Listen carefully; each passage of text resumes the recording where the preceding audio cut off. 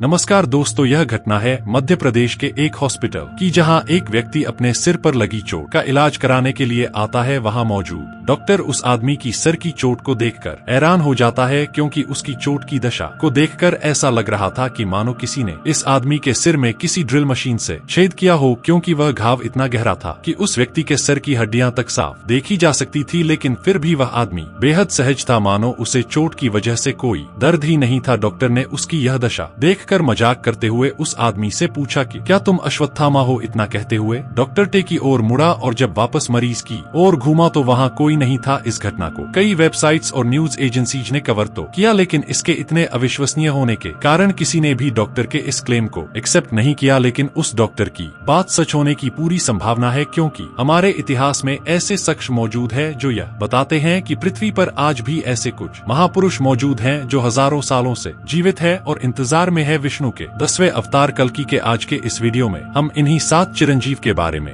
लोगों को यह वरदान कैसे मिला, कहाँ है यह 7 चिरंजीवी और कब आएंगे यह सबके सामने, यह सब जानेंगे आज के इस वीडियो में। अश्वत्थामा, बलिर, व्यास, हनुमान, विभीषण, परशुराम, सतत चिरंजीव अर्थात अश्वत्थामा, बलि, व्यास, हनुमान, विभीषण, कृपाचार्य और भगवान परशुराम, यह 7 महामानव चिरंजीवी है। यह मंत्र चिरंजीवी स्तोत्रम का पहला अंश है, जिसमें हिंदू धर्म में माने जाने वाले इन 7 चिरंजीव का जिक्र मिलता है। इस कड़ी में सबसे पहले हैं हनुमान जी। त्रेता युग में जब राम जी पर भारी संकट आया तो हनुमान जी ने भगवान श्री राम की हर संभव मदद की। फिर चाहे वह सीता जी को खोजकर उनका पता लगाना हो या युद्ध में लक्ष्मण जी पर नागपाश अस्त्र का प्रभाव को खत्म करने के लिए पूरा का पूरा द्रोणागिरी पर्वत उठाकर लाना हो, इन सभी कार्यों को हनुमान जी ने पूरा किया। ऐसा माना जाता है कि हनुमान जी को माता सीता ने चिरंजीवी होने का वरदान दिया था, ताकि वह हमेशा राम जी की भक्ति करते रहे और भगवान राम के नाम को हम हमेशा जीवित रख सके। ऐसा माना जाता है कि आज भी जहाँ कहीं कोई भगवान राम की पूजा या आराधना करता है, वहाँ राम भक्त हनुमान सबसे पहले पहुँचते हैं।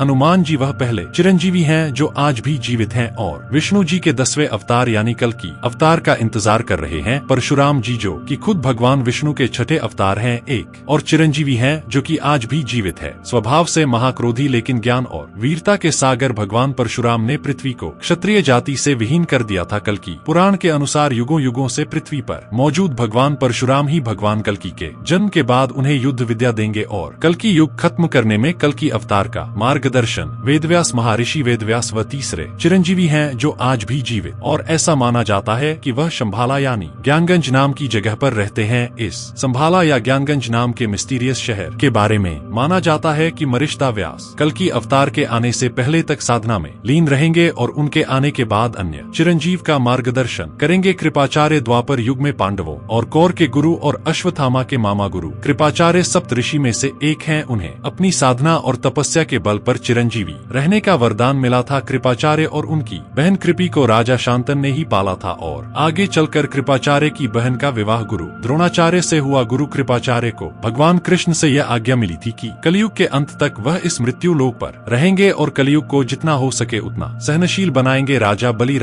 भक्त प्रहलाद के वंशज थे, जो कि एक बेहद पराक्रमी योद्धा थे। अपने पराक्रम के दम पर उन्होंने तीनों लोकों पर अपना स्वामित्व स्थापित किया था। अंततः संपत्ति के स्वामी राजा बलि एक बेहद दानवीर व्यक्ति थे, लेकिन अपनी दानवीरता का उन्हें एक समय पर काफी घमंड था। तब भगवान विष्णु ने वमन अवतार में राजा बलि का यह घमंड नष्ट किया था और फिर उन्हें पाताल लोक में भेज दिया था, जहाँ वह आज भी कल्कि अवतार की प्रतीक्षा कर रहे हैं, क्योंकि कल्कि अवतार के हाथों ही राजा बलि को मोक्ष प्राप्त होना है। विभीषण 6वें चिरंजीवी महापुरुष लंका के राजा विभीषण है। जब विभीषण के भाई रावण ने माता सीता का हरण किया था, तब विभीषण ही एक ऐसे व्यक्ति थे जिन्होंने रावण को समझाने की पूरी कोशिश की थी, लेकिन रावण ने उन्हें लंका से निष्कासित कर दिया था और विभीषण भगवान राम की शरण में चले गए थे। यहाँ उन्होंने युद्ध में भगवान राम का साथ दिया और रावण के वध में अहम भूमिका निभाई थी। इसी कारण भगवान राम की कृपा से विभीषण को चिरंजीवी रहने का वरदान प्राप्त हुआ। वह आज कहाँ है यह कोई नहीं जानता, लेकिन ऐसा माना जाता है कि उनका एकमात्र लक्ष्य एक बार फिर विष्णु भगवान के दर्शन करना है। अश्वत्थामा आखिरी चिरंजीवी है। महाभारत युग के सबसे चर्चित और विशेष योद्धा अश्वत्थामा अश्वत्थामा गुरु द्रोणाचार्य के पुत्र थे और बल, बुद्धि, विद्या और पराक्रम में पांडवों के जैसे ही थे। अश्वत्थामा के पास एक ब्रह्मास्त्र था जिससे उसने पांडवों के बच्चों को मार दिया था, जिस कारण भगवान श्री कृष्ण ने उसे आजीवन भटकते रहने का श्राप दिया था। अश्वत्थामा के सर पर जन्मजात एक मणि थी जिसे भगवान कृष्ण ने निकाल लिया था और उसे यह श्राप दिया था कि उसके माथे पर बना यह जख्म आजीवन यूं ही हरा रहेगा। इस जख्म से हमेशा खून का रिसाव होता रहेगा और उसके घाव में पस बनता रहेगा जो हमेशा असहनीय बदबू देगा। इसके बाद अश्वत्थामा आज तक मोक्ष की तलाश में भटक रहा है। ऐसा माना जाता है कि मध्य प्रदेश के असरगर्द किले में बने शिव मंदिर में अश्वत्थामा रोज फूल अर्पण करने और भगवान शिव की पूजा करने आता है, लेकिन उस समय में कोई भी उसे देख नहीं पाता। अश्वत्थामा आज भी विज्ञान जगहों पर विचित्र रहता है और वह भगवान विष्णु के 10वें अवतार यानी कल की अवतार की प्रतीक्षा में है, क्योंकि वही अश्वत्थामा को उसकी इस दशा से मुक्ति दिलाएंगे। यह सभी सातों चिरंजीवी कली राक्षस को हराने के लिए कल की अवतार का किसी न किसी तरह से सहायता करेंगे। जरा सोचिए कि हम जिस राक्षस कली के प्रभाव में आजीवन न कर रहे हैं तो वह कितना शक्तिशाली है कि खुद भगवान विष्णु उसे अकेले नहीं हरा सकते। उसे हराने के लिए उन्हें इन 7 महाजीवियों की जरूरत पड़ेगी। अभी तक आप सोच रहे होंगे कि आखिर वह दिन कब आएगा जब इस दुनिया में भगवान फिर से अवतार लेंगे, लेकिन आपको बता दें कि शास्त्रों के अनुसार कलयुग की अवधि 4,32,000 साल की है, जिसमें से महज 5,000 साल ही बीते हैं। लेकिन इन 5,000 सालों में ही इंसानों ने अधर्म, पाप, लालच और झूठ की सभी सीमाएं लांघ दी हैं। तो जरा सोचिए कि जब कलयुग अपने चरम पर होगा तो वह मंजर कैसा होगा। आज जो कुछ लोग धर्म, भगवान और अच्छे कर्म जैसे कॉन्सेप्ट पर विश्वास रखते हैं, तब शायद दुनिया में ऐसा कोई नहीं होगा जो इन सब बातों का अपने मन में ध्यान रखेगा, और तब इंसान सबसे बुरी अवस्था में पहुंच जाएगा जहां से वापस लौटने की कोई गुंजाइश नहीं होगी, और तभी अवतार होगा भगवान विष्णु के 10वें अवतार भगवान कल की। दोस्तों, अगर ये नॉलेज अच्छा लगा हो तो वीडियो को लाइक करके चैनल को सब्सक्राइब जरूर करिएगा। फिर मिलेंगे नेक्स्ट वीडियो में। जी धन्यवाद।